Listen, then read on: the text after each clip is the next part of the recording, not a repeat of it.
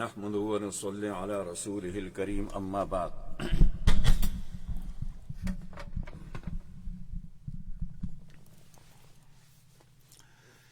أعوذ بالله من الشيطان الرجيم. بسم الله الرحمن الرحيم. يا أيها الذين آمنوا أوفوا بالعقود أحلت لكم بهيمة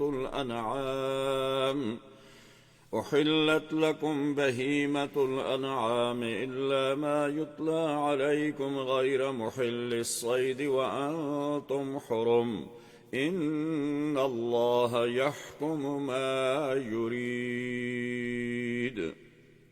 صدق اللہ العظیم. سامعین و حاضرین، ناظرین و حضرات، السلام علیکم ورحمۃ اللہ وبرکاتہ. آج کے اس ہمارے پروگرام میں ہمارے پاس چھٹا سپارہ ہے، سورہ المائدہ ہے. آج تراویح میں انشاءاللہ اس کو پڑھیں گے ہم، اور اسی کے متعلق انشاءاللہ ہم چاہیں گے کہ آپ کو کچھ اس کے مختصر سا خلاصہ انشاءاللہ ہم بیان کریں گے. سورہ المائدہ مدینہ میں نازل ہوئی ہے، اور یہ تقریباً آخری سورتوں میں سے ہے جو مدینہ میں نازل ہوئی. اور اس کی بلکہ یہ آیت کریمہ جو ہے یہ حجۃ الوداع کے موقع میں نازل ہوئی. الیوم اکملت لکم دینکم واتممت علیکم نعمتی. اور حجۃ الوداع کے بعد نبی کریم صلی اللہ علیہ وسلم تقریباً 80 یا 82 دن باقی رہے دنیا میں، اس کے بعد پردہ فرما گئے. تو لہذا یہ نزول کے اعتبار سے سورہ مائدہ جو ہے یہ آخری صورت ہے. بظاہر شان نزول سے معلوم ہوتا ہے کہ حجۃ الوداع کے سفر پر جب نبی کریم صلی اللہ علیہ وسلم آپ اپنی اونٹنی عذبا پر آپ سوار تھے، تو جب یہ صورت نازل ہوئی تو اس وقت آپ کی اونٹنی جو تھی اس بوجھ کو برداشت نہیں کر سکی، ثقل کی وجہ سے وہ جھک گئی. تو نبی کریم صلی اللہ علیہ وسلم اس اونٹنی سے اتر گئے. سورت کا نام مائدہ ہے، اور مائدہ کے معنی کھانے کے ہیں. حواریوں نے حضرت عیسیٰ علیہ السلام سے یہ فرمائش کی تھی کہ اذ قال الحواریون یا عیسیٰ ابن مریم، کہ اے عیسیٰ ابن مریم آپ اللہ تبارک و تعالی سے ہمارے لیے کھانے کا انتظام کریں. تو حضرت عیسیٰ علیہ السلام نے کہا کہ تم کیسی باتیں کرتے ہو، تم اللہ پر ایمان لائے ہو، اللہ کے پیغمبر پر ایمان لائے ہو، اور ایسی چیزوں کا مطالبہ کرتے ہو، ایسی چیزیں اللہ سے مانگتے ہو. تو یہ بار بار سوال کرنا اور ایسی چیزیں مانگنا جو ہے یہ تمہارے مناسب نہیں ہے. تو انہوں نے کہا کہ ہم یہ اس لیے کہتے ہیں کہ ایک تو ہمیں یقین ہو جائے، ہمارے دل مطمئن ہو جائیں، اور دوسرا ہم یہ بھی چاہتے ہیں کہ اس کھانے سے ہمارے اندر اللہ تعالیٰ کی طرف سے ایک خاص قسم کی برکت آ جائے. اور تیسری بات یہ ہے کہ ہم جن لوگوں نے یہ واقعہ نہیں دیکھا ہے یا جو لوگ ایمان نہیں لاتے، تو ہم ان کو بھی یہ بتا دیں کہ یہ اللہ تبارک و تعالیٰ کی طرف سے مائدہ نازل ہوا، کھانا آیا، ہم نے کھایا، تاکہ ان کو بھی اس بات پر یقین ہو جائے. تو یہ ان کی ایک تمنا تھی. تو حضرت عیسیٰ علیہ السلام نے یہ بھی کہا کہ دیکھو، جو لوگ اللہ تبارک و تعالیٰ سے اپنی طلب، اپنی خواہش کا اظہار کرتے ہیں اور اللہ سے کوئی چیز مانگتے ہیں، تو اس مانگنے کے بعد اگر وہ لوگ اللہ پر صحیح طریقے سے ایمان نہ لائیں یا اس ایمانت کی خیانت کریں اس میں، تو پھر اللہ تبارک و تعالیٰ ان کو عذاب بھی ایسا دیتا ہے کہ جس کی مثال دنیا میں نہیں ملتی ہے. لہذا اگر تم اللہ تبارک و تعالیٰ سے یہ مائدہ کی درخواست کرتے ہو تو تمہیں چاہیے کہ پھر اس کے مطابق عمل بھی کرنا چاہیے. اگر اس پر عمل نہیں کرو گے تو اللہ کا جب معجزہ مانگا ہوا معجزہ آ جاتا ہے، اس کے بعد اس کی خلاف ورزی کرنے پر پھر اللہ تبارک و تعالی ایسے عذاب دیتا ہے کہ جیسی دنیا میں اس کی کوئی مثال نہیں ملتی۔ یہ ان کے اس معاہدے کا ذکر تھا۔ سورت کا نام معاہدہ، اور جب حواریوں نے حضرت عیسیٰ علیہ الصلوۃ والسلام سے یہ ڈیمانڈ کی تو انہوں نے اس کا یہ جواب دیا۔ اب سوال یہ ہے کہ معاہدہ نازل ہوا تھا یا نہیں ہوا تھا۔ جمہور علماء کا یہ مسلک ہے کہ معاہدہ نازل ہوا تھا، اور وہ کیا تھا؟ فرمایا کہ اس کے اندر گوشت تھا اور روٹی تھی، گوشت اور روٹی تھی، اور اللہ کا یہ حکم تھا کہ اس کو بچا کر رکھنا نہیں ہے، جو تمہیں ملے اس کو کھا لینا ہے اور اس کو بچا کر باقی نہیں رکھنا ہے۔ تو ان لوگوں نے اس کی خلاف ورزی کی، جس کی وجہ سے اللہ تبارک و تعالی نے ان کی صورتوں کو بندر کی طرح بنا دیا، اور پھر وہ معاہدہ بھی بند ہو گیا۔ اس میں ان کی یہ خیانت تھی۔ سورت کی ابتدا لفظ اوفو بالعقود سے ہوتی ہے کہ اوفو بالعقود، پورے کرو آپ نے معاہدے، پورے کرو آپ نے وعدے اور معاہدے اور کنٹریکٹ۔ تو انسان کا اس معاہدے کی تین شکلیں ہو سکتی ہیں۔ ایک انسان کا معاہدہ ہے رب العالمین کے ساتھ کہ اللہ تبارک و تعالی نے جب پیدا کیا تو فرمایا کہ الست بربکم، تو ہر آدمی نے یہ کہا تھا کہ بلا، اے اللہ تو ہمارا رب ہے۔ ایک معاہدہ ہے اللہ کا انسان کے ساتھ، ایک انسان کا معاہدہ ہے دوسرے انسان کے ساتھ، اور ایک وہ معاہدہ ہے کہ جو قوم ایک دوسرے کے ساتھ کرتی ہے، یا ایک ملک دوسرے ملک کے ساتھ کوئی معاہدہ کرتا ہے۔ تو یہ ساری صورتیں معاہدے کی ہیں۔ اور ایک وہ معاہدہ ہے جو انسان اپنے نفس کے ساتھ کرتا ہے، جیسے کوئی قسم اٹھا لیتا ہے، کوئی منت مان لیتا ہے کہ اگر اللہ تعالیٰ نے میری یہ حاجت پوری کر دی تو میں یہ عبادت کروں گا، میں حج کروں گا، میں طواف کروں گا، میں اتنے قرآن پڑھ کے ختم کروں گا، میں اتنے روزے رکھوں گا۔ تو پھر اگر وہ اس قسم کے معاہدہ اللہ سے کر لے تو اس کو چاہیے کہ اس معاہدے کو پورا کرے۔ تو قرآن نے یہ کہا ہے کہ اوفو بالعقود، جب بھی کوئی معاہدہ یا وعدہ کرو تو اس کو پورا کرو۔ یہ پہلا لفظ تھا۔ آگے فرمایا دوسری آیت کریمہ میں کہ لا تحلوا شعائر الله ولا الشهر الحرام ولا الهدي ولا القلائد ولا آمين البيت الحرام يبتغون فضلا من ربهم ورضوانا۔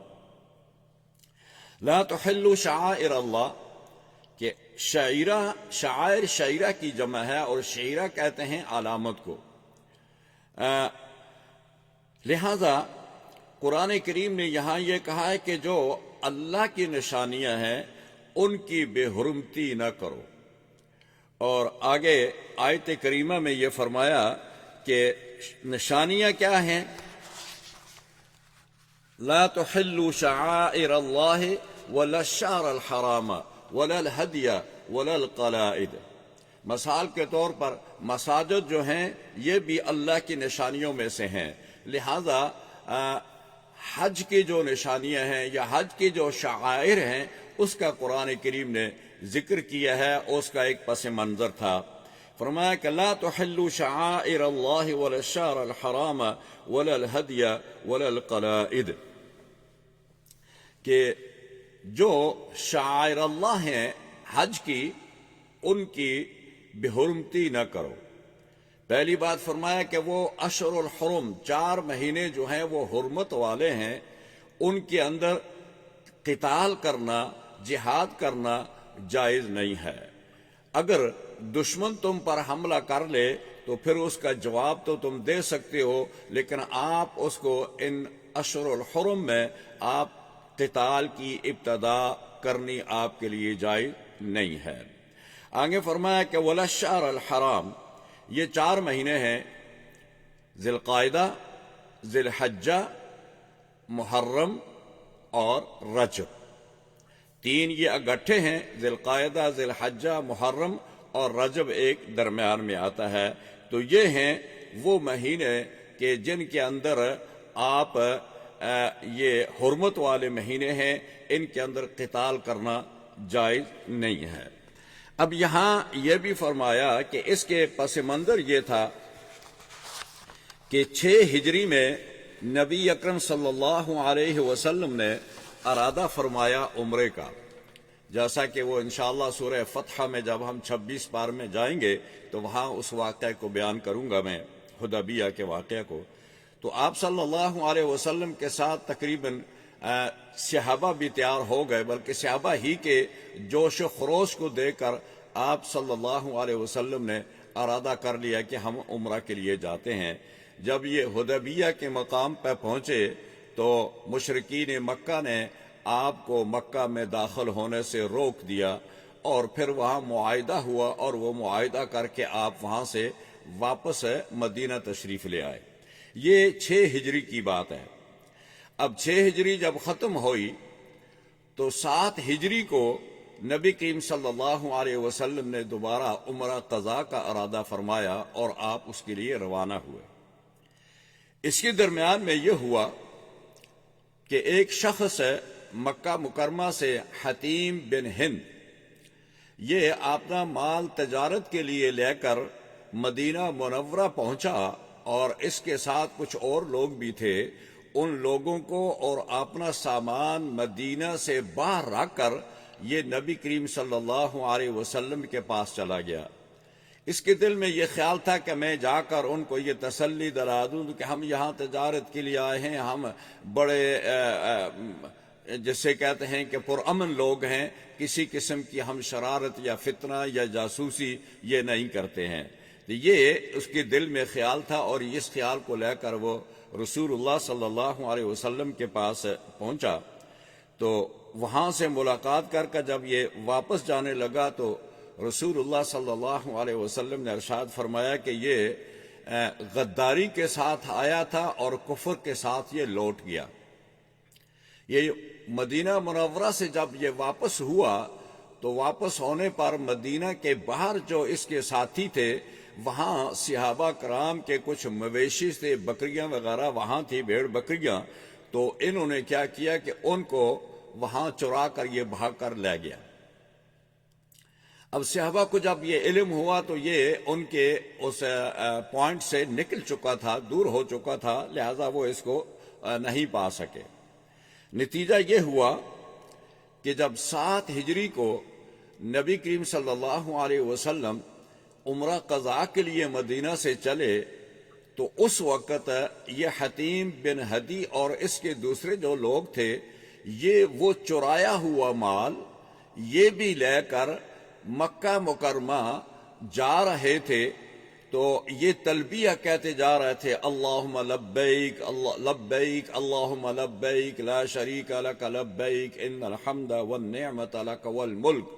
یہ تلبیہ کہتے کہتے جب انہوں نے اونچے آواز سے کہی تو صحابہ کرام نے تلبیہ کی آواز سنی تو انہوں نے ادھر ادھر دیکھنا شروع کیا، تو ان کو حتیم بن ہدی نظر آیا اور حتیم بن ہند نظر آیا، اور اس کے پاس وہی مال مویشی تھا جو مکہ مکرمہ مدینہ منورہ سے یہ چرا کر لے کر گیا تھا۔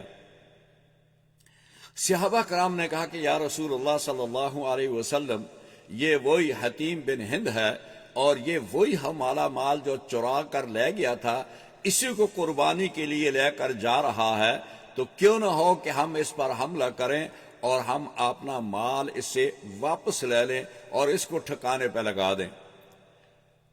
تو نبی کریم صلی اللہ علیہ وسلم نے ارشاد فرمایا کہ دیکھو، اللہ تعالیٰ کا یہ حکم ہے وَلَا الْهَدْيَ وَلَا الْقَلَائِدَ، کہ بیت اللہ کے نام پر جو قربانی لے جا رہی ہو تو اس قربانی پر آپ حملہ نہیں کر سکتے ہیں، وہ اللہ کے لیے ہو گئی ہے۔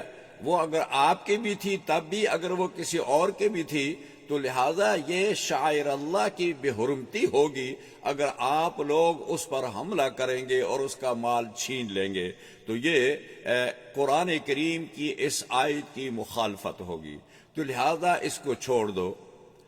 ایک یہ واقعہ ہوا، اور تیسرا واقعہ یہ ہوا، یہ 7 ہجری کا ہے، اور تیسرا اس کا پس منظر یہ تھا کہ 8 ہجری میں مکہ مکرمہ فتح ہو گیا۔ 10 ہجری میں نبی اکرم صلی اللہ علیہ وسلم حجۃ الوداع کے لیے تشریف لے گئے۔ آپ جب حج کے لیے وہاں تشریف لے گئے تو وہاں اس وقت چونکہ مکہ فتح ہو چکا تھا اور سب لوگ اس وقت پورے عرب پر قبضہ ہو چکا تھا، مکہ پر اور دوسرے علاقوں پر، تو اس وقت ماشاءاللہ اللہ تعالیٰ نے مسلمانوں کو، اسلام کو قوت عطا فرمائی، قدرت عطا فرمائی۔ تو وہاں بھی صحابہ کرام نے جب دیکھا کہ یہ مشرکین مکہ جو ہیں، قرب و جوار کے لوگ جو ہیں وہ حج کے لیے آتے ہیں اور وہ ننگے طواف کرتے ہیں، جو کہ شریعت مطہرہ کے قانون اور اس کے آداب کے خلاف تھا، تو انہوں نے کہا رسول اللہ صلی اللہ علیہ وسلم سے کہ یا رسول اللہ، جب ہم جائز طریقے سے مکہ کے لیے عمرہ کرنے کے لیے ہم مکہ جا رہے تھے اور ہمارے پاس قربانی کے جانور بھی تھے، اور ان لوگوں نے جائز طریقہ سے ہمیں مکہ میں داخل نہیں ہونے دیا، نمبر ایک۔ نمبر دو کہ ان لوگوں نے ہمارا مال بھی چرایا اور اس کو ہم نے دیکھ بھی لیا، لیکن پھر بھی آپ نے ہمیں اجازت نہیں دی کہ ہم ان سے اپنا مال واپس لیں۔ اور نمبر تین، اب یہ لوگ جب کعبہ پر مکہ مکرمہ میں جب ہماری اللہ تعالیٰ نے ہمیں قدرت دی ہے، ہم اس پر قابض ہیں، تو ہم یہاں ان لوگوں کو ننگا طواف کرنے سے روکیں۔ ہم ان کو روک سکتے اور ہم ان کو طواف کرنے سے منع کر دیں کہ تم ننگا اور اس طرح عریاں شکل میں طواف جو ہے وہ بیت اللہ کا نہیں کر سکتے۔ تو اس پر بھی رسول اللہ نے فرمایا کہ لا تحلوا شعائر اللہ، کہ یہ شعائر اللہ ہیں اور ان کی بے حرمتی کرنی کسی طرح بھی جائز نہیں ہے۔ اسی طرح دوسری جگہ میں بھی آیا وَمَن يُعَظِّمْ شَعَائِرَ اللَّهِ فَإِنَّهَا مِن تَقْوَى الْقُلُوبِ، کہ جو لوگ اللہ کے شعائر کی عزت کرتے ہیں، احترام کرتے ہیں، تو یہ عین تقوی ہے اور یہ تقوی کے قریب ہے، بلکہ یہ تقوی ہے۔ اس لیے آپ لوگوں کو اس کی ان چیزوں کی بے حرمتی نہیں کرنی چاہیے۔ تو یہ اس کا پس منظر تھا اور یہ آیات شاعر اللہ کی نازل ہوئی۔ لہذا حرمت کے مہینے ان 4 مہینوں میں، اور اسی طرح قربانی کے وہ جانور جن کے گلے میں پٹا ڈالا ہوا ہو کہ یہ قربانی کا جانور ہے اور یہ مکہ مکرمہ لے جایا جا رہا ہے، اس قربانی پر بھی آپ اس کو بھی کوئی، اس کے ساتھ بھی کوئی چھیڑ چھاڑ نہیں کر سکتے، اس کو لے نہیں سکتے، اس کی بے حرمتی نہیں کر سکتے، اس قربانی کو ضائع نہیں کر سکتے۔ اسی طرح جو لوگ حج کر رہے تھے اس زمانے میں، اس وقت میں، ان کو بھی آپ کوئی اس کا بدلہ نہیں دے سکتے، جیسا کہ آپ کو انہوں نے روکا تو آپ آج ان کو روک لیں۔ فرمایا وَلَا الشَّهْرَ الْحَرَامَ وَلَا الْهَدْيَ وَلَا الْقَلَائِدَ وَلَا آمِّينَ الْبَيْتَ الْحَرَامَ، ان لوگوں کو بھی جو بیت اللہ کا طواف کر رہے ہیں آپ ان کو بھی نہیں روک سکتے۔ تو یہ اس آیت کریمہ کا شان نزول تھا۔ اب آگے چلتے ہیں ہم۔ اگلی آیت میں اللہ تبارک و تعالیٰ نے فرمایا کہ حرمت علیکم المیتۃ والدم ولحم الخنزیر، کچھ جانوروں کی اقسام ہیں، یہ جانور اصلاً تو یہ حلال ہیں، لیکن ان کی حرمت کچھ اسباب کی وجہ سے ان کا کھانا جائز نہیں ہے۔ اصلاً یہ حلال ہیں، مثلاً گائے ہے، بکری ہے، بھیڑ ہے، اونٹ ہے، اسی طرح بھینس ہے، یہ سارے جانور اصلاً یہ حلال ہیں۔ لیکن فرمایا کہ حرمت علیکم المیتۃ والدم ولحم الخنزیر والمنخنقہ والموقوذہ والمتردیہ والنطیحہ، یہاں ان جانوروں کی قسم بیان کی ہے۔ فرمایا کہ جانور جب ذبح کیا جاتا ہے تو اس کا وہ جو خون دھار کے ساتھ، چھلانگ کے ساتھ باہر نکلتا ہے، اس کو دم مسفوخ کہتے ہیں، تو وہ حرام ہے، اس کو آپ استعمال نہیں کر سکتے۔ ذبح کرتے وقت جو خون نکلتا ہے دھار کے ساتھ۔ آگے فرمایا خنزیر بھی حرام ہے، یہ تو نجس العین ہے۔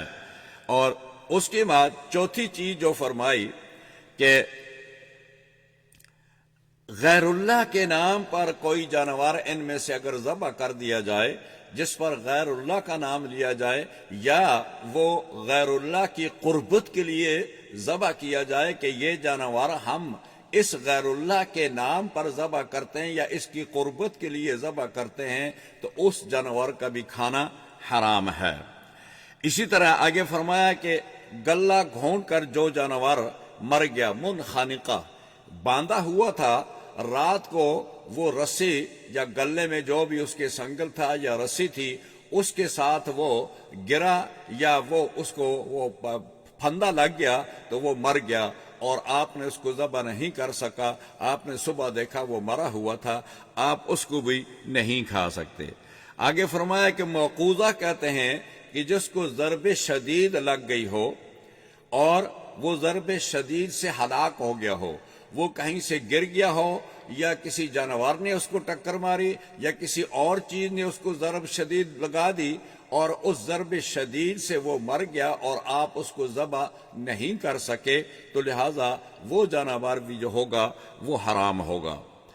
اسی طرح فرمایا کہ متردیہ وہ ہے جو پہاڑ وغیرہ سے اونچی جگہ سے گر گیا اور گر کر وہ ہلاک ہو گیا، تو وہ بھی حرام ہے، اس کو بھی آپ نہیں کھا سکتے۔ آگے فرمایا کہ نطیحہ ٹکر یا تصادم سے کسی بکری نے دوسری بکری کو ٹکر مار لی، گائے نے دوسری گائے کو مار لی، اسی طرح اونٹ نے کسی دوسری اونٹ کو مار لی، تو جو آپس میں ان کی اگر کسی ٹکر سے وہ لگ جائے اور وہ اس ٹکر سے وہ فوت ہو جائے، مر جائے، تو اس جانور کو بھی آپ نہیں کھا سکتے۔ تو یہ ہو گئے کوئی 8 ہیں۔ اور آگے فرمایا کہ اکل السبع وہ جانور جس کو جنگلی درندوں نے پھاڑ دیا ہو، زخمی کر دیا ہو یا مار دیا ہو، تو مار کا جیسے شیر وغیرہ خون چوس کا چلا جاتا ہے، باقی جانور کو چھوڑ دیتا ہے، وہ وہیں پڑا رہتا ہے، تو اس کو بھی آپ نہیں کھا سکتے۔ اگر آپ نے اس کو ذبح نہیں کیا ہے، وہ اس کی درندے کی وجہ سے وہ ہلاک ہو گیا، تو آپ اس کو بھی نہیں کھا سکتے۔ تو یہ 8 قسم کے جانور ہیں جو اس آیت کریمہ میں ذکر کیے کہ حرمت علیکم المیتۃ والدم ولحم الخنزیر والمنخنقہ وما أهل به لغیر اللہ والمنخنقہ والموقوذہ والمتردیہ والنطیحہ وما أکل السبع۔ یہ 8 قسم کے جانور ہیں، آپ ان کو اس صورت میں نہیں کھا سکتے، حالانکہ یہ حلال ہیں، لیکن قرآن کریم میں 8ویں سپارے میں ذکر کیا گیا کہ آپ اس جانوروں کو نہ کھائیں جن پر اللہ کا نام لے کر بسم اللہ پڑھ کر جن کو ذبح نہیں کیا گیا، ان کو آپ نہیں کھا سکتے۔ یہی ہدایات قرآن کریم کی اس عنوان سے آئی ہیں۔ آگے اگلی آیت ہے الیوم اکملت لکم دینکم واتممت علیکم نعمتی ورضیت لکم الاسلام دینا۔ یہ آیت کریمہ بھی حجۃ الوداع عرفات کے اندر اور عین جبل رحمت کے پاس عصر کے وقت جمعے کے دن یہ آیت نازل ہوئی، جبکہ نبی کریم صلی اللہ علیہ وسلم اپنے اونٹنی پر سوار تھے اور خطبہ دے رہے تھے، تو اس وقت یہ آپ عبادت میں دعا میں مصروف تھے، تو اس وقت یہ آیت کریمہ نازل ہوئی۔ یہود کے علماء نے حضرت عمر رضی اللہ تعالیٰ عنہ سے کہا کہ تمہیں معلوم نہیں ہے کہ تمہارے قرآن میں ایک ایسی آیت ہے کہ اگر وہ ہم پر نازل ہوتی تو ہم 2 عیدیں مناتے، خوشی مناتے اس آیت کی نزول کے وقت۔ تو حضرت عمر نے پوچھا کہ کس آیت کی بات کرتے ہو؟ تو انہوں نے کہا کہ اس آیت کی۔ تو آپ نے ان کا جواب دیا کہ اس آیت میں ہم نے 2 عیدیں آلریڈی منائی تھی، ایک عرفہ کا دن تھا، عصر کا وقت تھا، اور دوسرا اس دن جمعہ بھی تھا، تو ہماری 2 عیدیں ہو گئی تھی، اس لیے یہ آیت اپنے اندر ایک خاص اہمیت رکھتی ہے۔ آگے فرمایا کہ وَيَسْأَلُونَكَ ماذا أحل لهم قل أحل لكم الطيبات وما علمتم من الجوارح مكلبين تعلمونهن مما علمكم الله۔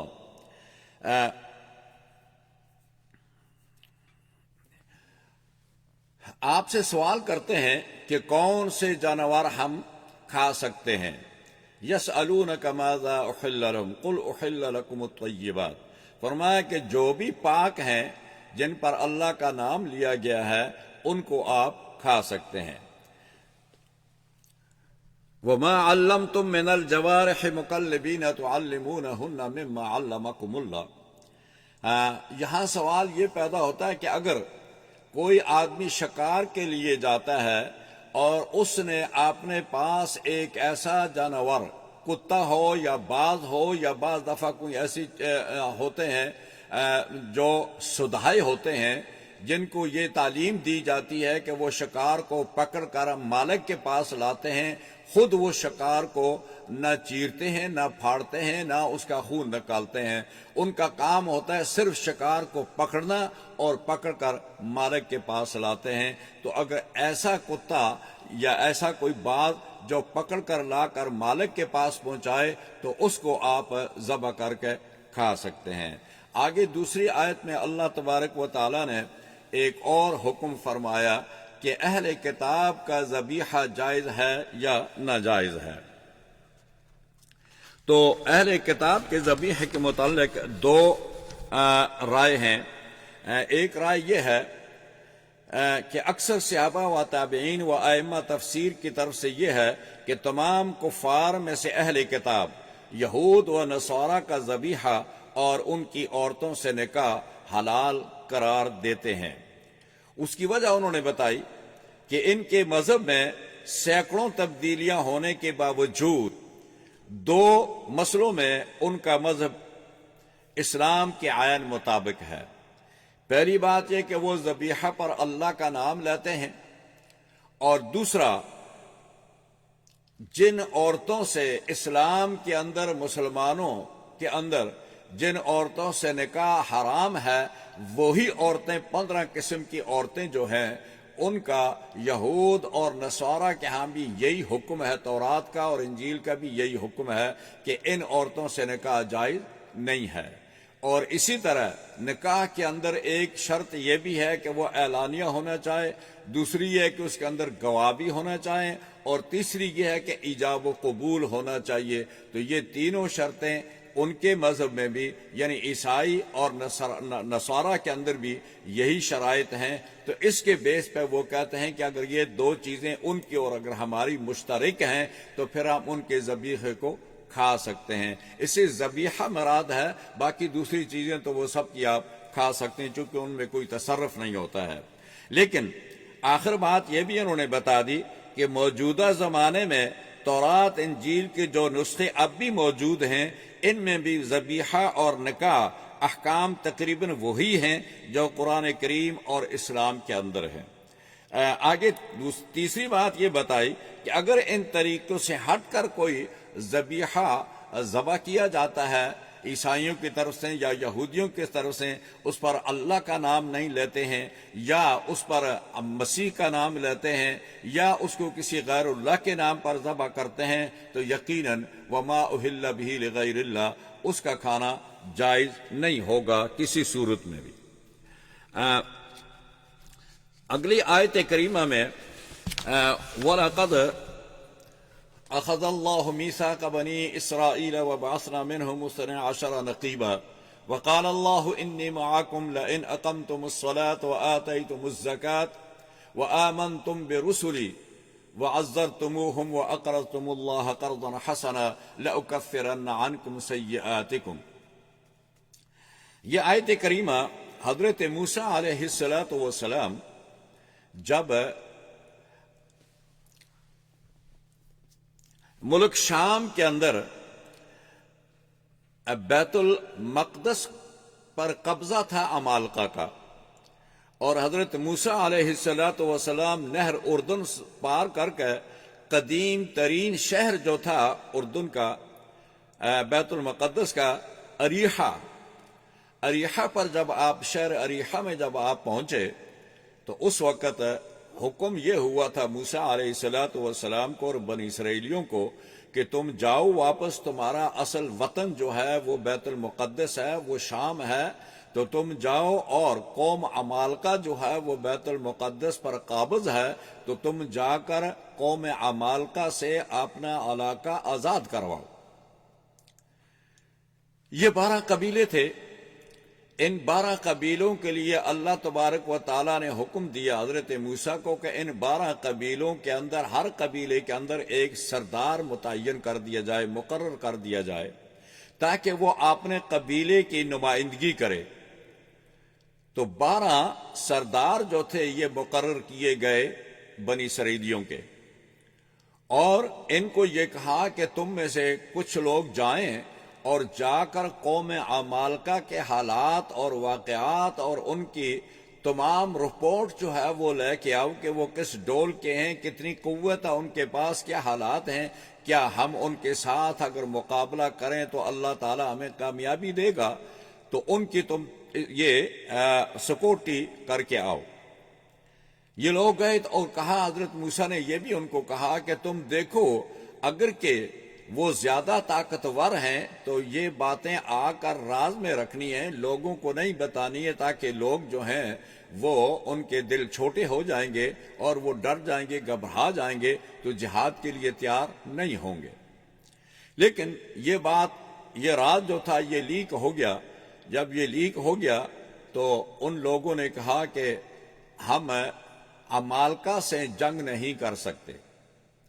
حضرت موسیٰ علیہ السلام کو کہنے لگے کہ یا موسیٰ فاذهب انت وربك فقاتلا انا هاهنا قاعدون، کہ آپ اور آپ کا رب جا کر ان سے مقاتلہ کریں، ہم ان سے مقاتلہ نہیں کر سکتے، چونکہ وہ بہت بڑے بہادر لوگ ہیں اور بڑے قداور لوگ ہیں، ہم ان کا مقابلہ نہیں کر سکتے۔ اس پر پھر حضرت موسیٰ علیہ السلام نے دعا فرمائی کہ اے اللہ فافرق بینی و بین القوم الفاسقین، کہ اے اللہ اس فاسق قوم سے اور میرے درمیان ایک جدائی ڈال دے، تاکہ میں نے ان کو وہاں سے فرعون کے عذاب سے چھڑا کر لایا، پھر اے اللہ آپ نے ان کے لیے دریا کے اندر راستہ بنایا، پھر اس میدان میں آئے، پھر اللہ تعالیٰ نے من اور سلوہ بھیجا، پھر پانی کی حاجت ہوئی تو پانی بھیجا، پھر انہوں نے اور کھانے مانگے تو اللہ نے وہ ان کو دیے، پھر ان کو دھوپ ہوتی تھی تو اللہ ان پر سایہ فرماتے تھے۔ تو یہ سارے انعامات کو چھوڑ کر جب بھی ان سے بات کی جاتی ہے تو یہ جہاد سے جی چراتے ہیں، اور جو قوم جہاد سے جی چراتی ہے وہ کبھی بھی کامیاب نہیں ہوتی، اللہ تعالیٰ دوسرے لوگوں کو ان پر مسلط کر دیتا ہے اور وہ مغلوب ہو جاتے ہیں۔ تو یہ اس آیت میں اللہ تبارک و تعالیٰ نے ان کو یہ نصیحت کی تھی، لیکن یہ اس میں ناکام ہوئے۔ اگلی آیت میں اللہ تعالیٰ نے حضرت آدم کے 2 بیٹوں کا بھی ذکر کیا، قابیل اور حابیل کا۔ وہ قصہ آپ ہمیشہ سنتے رہتے ہیں کہ حضرت ابتدائے زمانہ تھا، حضرت آدم علیہ السلام اکیلے تھے، وہ اور حوا تھے، تو اللہ تعالیٰ نے اس وقت ان کو جوڑا بیٹے عطا فرمائے، ایک بیٹی اور ایک بیٹا ہوتے تھے۔ تو حضرت آدم کے زمانے میں یا اس شریعت کے اندر اللہ تعالیٰ نے نسل کو بڑھانے کے لیے، افزائش نسل کے لیے اللہ تعالیٰ نے یہ قانون بنایا کہ پہلا جوڑا جو ہے وہ دوسروں کے ساتھ شادی کرے، یعنی پہلی لڑکی دوسرے بیٹے کے ساتھ اور دوسری لڑکی پہلے بیٹے کے ساتھ شادی کرے، تو اس طریقے سے تاکہ آدم کی نسل جو ہے یہ پھیل جائے۔ یہ اسی شریعت میں تھا، اور اب یہ چیز یہ حرام ہے۔ تو اس وقت پھر قابیل اور حابیل کی آپس میں لڑائی ہو گئی، کیونکہ ایک کے ساتھ جو بہن تھی وہ خوبصورت تھی، دوسرے کے ساتھ جو تھی وہ نہیں تھی، وہ اس پر راضی نہیں تھا۔ وہ قصہ آپ ہمیشہ عید پر سنتے رہتے ہیں، وہ واقعہ ہوا۔ اس کے بعد اگلا ہے انما جزاء الذین یحاربون اللہ ورسولہ ویسعون فی الارض فسادا ان یقتلوا او یصلبوا او تقطع ایدیہم وارجلہم من خلاف او ینفوا من الارض۔ یہاں اس آیت کریمہ نے اللہ تبارک و تعالیٰ نے اسلام کے اندر کچھ قواعد بنائے ہیں، قانون بنائے ہیں، اور ان قانون کو اگر ہم نافذ کریں تو پھر ہم دنیا کے اندر بھی کامیاب ہو سکتے ہیں اور آخرت میں بھی۔ لیکن اگر قانون پر عملداری نہ ہو تو اس کا نتیجہ یہ ہوتا ہے کہ پھر انسان دنیا میں بھی خسارہ اور آخرت میں بھی اس کے لیے خسارہ ہی خسارہ ہے۔ لہذا یہاں شرعی سزاؤں کی قسمیں بتائی ہیں. فرمایا ایک شرعی سزا کی قسم جو ہے وہ ہے حدود اللہ، اور ایک ہے قصاص، اور ایک ہے تعزیر. حدود اللہ جو ہے وہ 5 ہیں: زنا، چوری، ڈاکہ، تہمت اور شراب خوری. یہ 5 قسم کے جرائم ہیں، ان کو گناہ کبیرہ کہتے ہیں، اور ان کی سزائیں بھی جو ہیں وہ بہت زیادہ سخت ہیں. تو اس آیت کریمہ کے اندر اللہ تبارک و تعالی نے ان کا ذکر فرمایا ہے، اور یہ وہ ہیں کہ جو منصوص ہیں اللہ تبارک و تعالی کی طرف سے. اس کے اندر نہ تو کسی قاضی کو یہ اجازت ہے اور نہ کسی حاکم کو یہ اجازت ہے کہ ان کے اندر وہ کوئی کمی بیشی کرے یا ان کو معاف کرے، اور نہ ان کی سفارش کی جاتی ہے، نہ ان کی سفارش سنی جاتی ہے، اور نہ اس کے اندر کسی کو اختیار ہے، کیونکہ یہ اللہ تعالیٰ نے خود ان کو مقرر کیا ہے اور فرمایا کہ ان کے اندر کسی کو کوئی اختیار نہیں ہے. ڈاکہ کوئی ایسی جماعت جو کچھ لوگوں پر مشتمل ہو اور وہ لوگوں کو راستوں میں روکنے کے لیے کافروں کو اور لوگوں کو یا حکومت پر تڑی جمانے کے لیے بینک کو لوٹتی ہو یا لوگوں کو راستے میں قافلوں کو لوٹتی ہو، وہ ڈاکوں کی جماعت جو کچھ لوگوں پر مشتمل ہو، ایک وہ ہے. دوسرا ہے چوری چکاری، جیسا انفرادی طور پر لوگ چوریاں کرتے ہیں، اور ایک وہ چوری ہو گئی. ڈاکہ وہ ہو گیا جو کچھ لوگ مل کر اکٹھے ہو کر لوگوں کا راستہ روکتے ہیں اور ان کو لوٹتے ہیں. اور تیسری چیز ہے زنا، اور چوتھی ہے کسی پر تہمت لگانی، اور 5ویں ہے شراب خوری. اب یہ 5 قسم کے یہ جو گناہ ہیں ان کو کہتے ہیں حدود اللہ، کہ اللہ تعالیٰ نے ان کا حکم جو ہے وہ خود مقرر کیا ہے اور اس کے اندر کوئی معافی تلافی نہیں ہے، لہذا ان کا نافذ کرنا ہر حال میں ضروری ہے، فرض ہے، واجب ہے. یہ تورات میں بھی یہی حکم تھا، اور انجیل میں بھی یہی حکم تھا، اور قرآن میں بھی یہی حکم ہے. جیسے وہ ابھی آیت میں آئے گا جو کہ اس کے بعد آنے والی ہے. انما جزاء الذين يحاربون الله ورسوله ويسعون في الارض فسادا ان يقتلوا او يصلبوا او تقطع ايديهم وارجلهم من خلاف او ينفوا من الارض. فرمایا کہ وہ لوگ، ڈاکوں کے لیے ایک یہاں خاص قسم کا ایک استثناء ہے کہ ڈاکو اگر گرفتار ہونے سے پہلے توبہ کر لیں، ہتھیار ڈال دیں، تو ان کو سزا نہیں دی جائے گی. یعنی ان کو گرفتار کرنے سے پہلے خود ہی ڈاکو آئے اور آ کر وہ ہتھیار ڈال دے اور توبہ کر دے تو ان لوگوں کو معاف کر دیا جائے گا. لیکن اگر گرفتار ہو گئے تو گرفتاری کے بعد ان پر پھر یہ قانون نافذ ہوگا اور اس کا نافذ کرنا ضروری ہوگا. اب قانون کیا ہوگا؟ ان یقتلوا، جس شخص نے کسی راہگیر کو، قافلے کو، آدمی کو قتل کیا ہے تو اس کے بدلے میں ڈاکوں کو بھی قتل کرنا پڑے گا. اور اس کے ساتھ ایک خاص قسم یہ ہے کہ ڈاکوؤں میں سے جرم ایک ہی نے کیا ہو تو سزا سارے گروہ کو دی جائے گی، اس لیے کہ وہ سارے اس میں شامل ہیں. یہاں انفرادی سزا نہیں ہوگی بلکہ اس پوری جماعت کو سزا دی جائے گی، کیونکہ وہ سب اسی معاملے میں متفق تھے، جمع تھے، لہذا فعل ایک سے صادر ہوا تو سزا سب کو ملے گی جتنے بھی اس جماعت میں لوگ ہیں. ان یقتلوا، اگر اس نے قتل کیا تو ان کو قتل ہی کیا جائے گا. ان یصلبوا، جس مال میں اگر ان لوگوں نے قتل بھی کیا، مال بھی لوٹا، آدمی کو بھی قتل کیا اور مال بھی لوٹا، تو ان کو پھانسی دی جائے گی، یعنی صلیب پہ چڑھایا جائے گا ان کو. اور اگر ان لوگوں نے خالی قتل کیا تو قتل کیے جائیں گے، اور اگر انہوں نے خالی مال لوٹا تھا، آدمی کو قتل نہیں کیا تھا، ان تقطع ایدیہم او تقطع ایدیہم، کہ ان کے ہاتھ اور پاؤں مختلف کاٹے جائیں گے. یعنی دایاں ہاتھ اور بایاں پاؤں، اور بایاں پاؤں اور دایاں ہاتھ، تو اس کو کہتے ہیں کہ ان کے مخالف سمت میں ان کے ہاتھ کاٹے جائیں گے۔